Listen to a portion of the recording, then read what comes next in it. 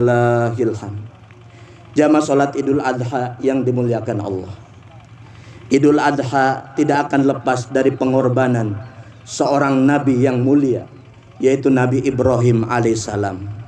Idul Adha tidak akan lepas dari pengorbanan keluarga yang mulia, yaitu keluarga Nabi Ibrahim alaihissalam.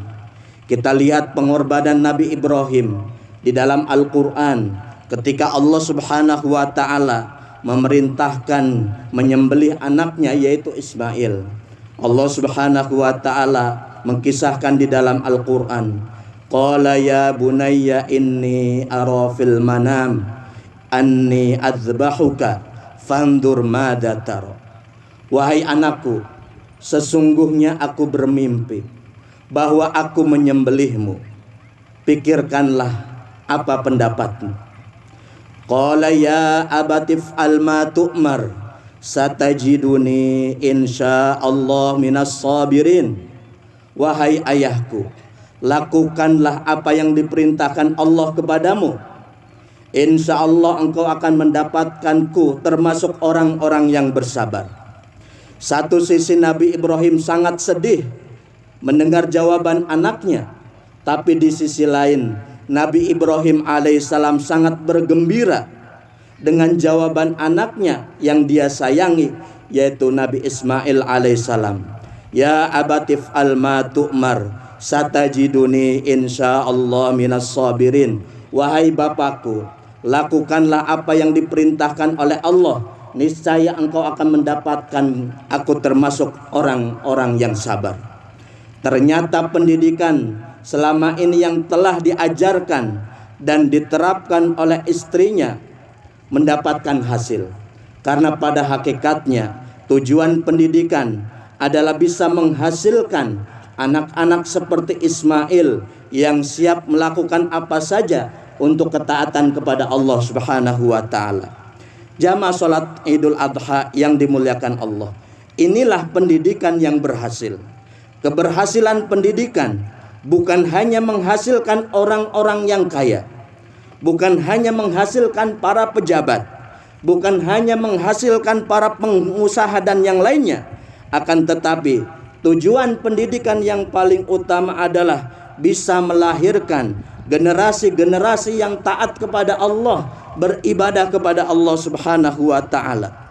Ketika Ismail hendak disembelih oleh ayahnya, yaitu Nabi Ibrahim alaihissalam, maka datanglah syaitan.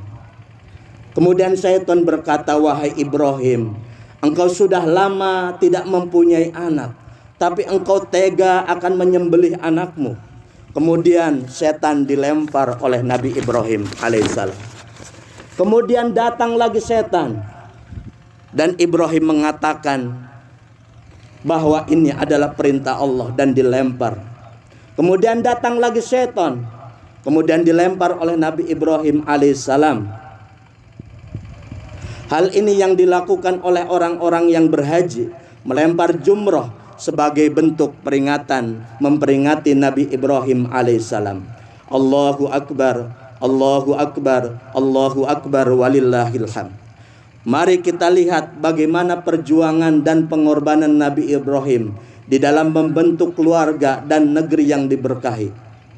Nabi Ibrahim berdoa kepada Allah, Rabbi ij'al hadza baladan amina warzuq ahlahu minas samarat man amana minhum billahi wal yaumil akhir.